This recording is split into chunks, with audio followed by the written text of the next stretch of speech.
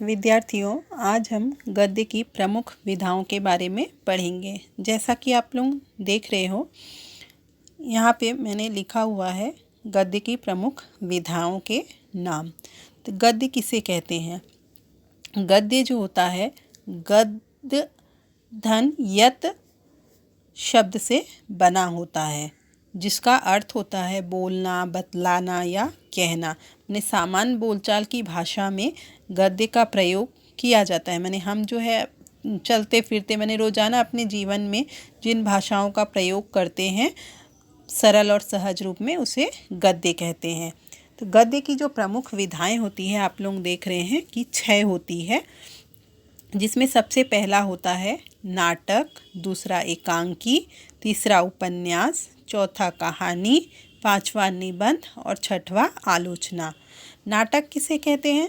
नाटक जो होता है रंगमंच में अभिनय के द्वारा, माने पात्र जो होते हैं, उसमें कई पात्र होते हैं, उन पात्रों के द्वारा क्या किया जाता है? अभिनय किया जाता है और संवाद के माध्यम से, माने वे जो पात्र जो होते हैं वे अपने अपने संवादों को कहते हैं। तो जो संवादों पर माने संवाद जो है एक से एक अधिक दृश्यों के द्वारा प्रस्तुत किया जाता है ना, तो उसे नाटक कहते हैं।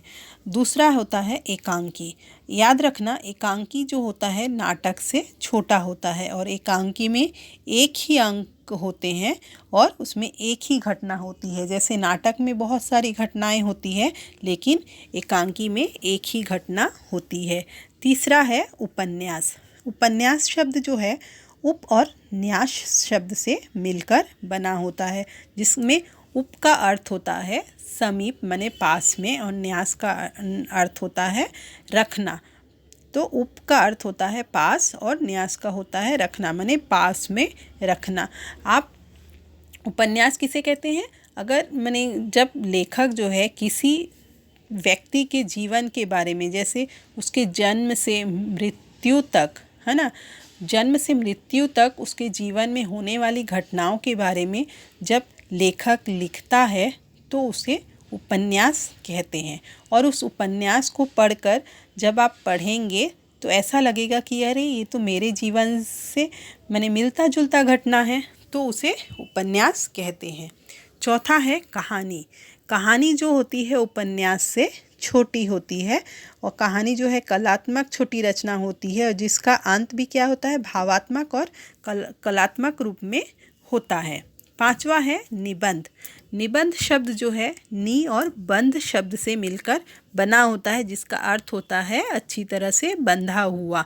निबंध के बारे में अगर आप किसी विषय के बारे में अच्छी तरह से जांच परख करके उसका परीक्षण कर रहे हैं, उसके बारे में लिख रहे हैं, तो उसे निबंध कहते हैं। छठवां होता है आलोचना। आलोचना किसे कहते हैं? आलोचना शब्द से ही पता चला कि हम अगर किसी विषय में के बारे में या किसी व्यक्ति के बारे में किसी दूसरे व्यक्ति के पास बोल रहे हैं, बता रहे हैं, उसके अच्छे या बुरे गुणों को बता रहे हैं, तो उसे क्या कहते हैं? आलोचना कहते हैं। ये सामान्य बोलचाल की भाषा में है। लेकिन आलोचना जो होता है साहित्यिक माने साहित्य के भाग में किसी साहित्य रचना को पढ़कर अगर हम उसके बारे में कोई निर्णय निकालते हैं कि वो उससे माने उस साहित्य रचना को पढ़कर हमें अच्छा लगा या बुरा लगा, तो उसे आलोचना कहते हैं। आलोचना को समालोचना या फिर समीक्षा भी कहते हैं। जैसे आप किसी माने सिनेमा को देखकर आते हैं, अब उसी सिनेमा के बारे में आपको वो सिनेमा कैसा लगा, अच्छा लगा या बुरा लगा, उसके बारे में आप अगर किसी दूसरे व्यक्ति को बता रहे हैं तो उसे आलोचना कहते हैं। अब हम देखेंगे गद्य की गौण विधाएं। गौण मतलब होता है छोटी और विधाएं, ठीक है। तो छोटी विधाएं, यहाँ पे तो आप देखे हैं कि गद्य की प्रमुख जो विधाएं होती है वो 6 होती है, लेकिन गद्य की जो गौण विधाएं हैं वो 10 है।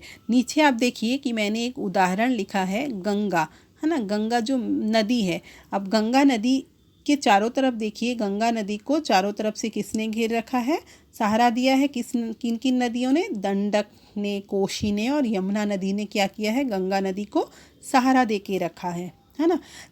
तो ठीक उसी प्रकार से ही जो गद्य की प्रमुख विधाएं होती हैं, जैसे नाटक, एकांकी, उपन्यास, कहानी, निबंध, आलोचना, इन सभी को इन गौण विधाएं जो होती हैं, इन गौण विधाओं ने, इन छोटी छोटी विधाओं ने जो है इन प्रमुख विधाओं को सहारा दिया है।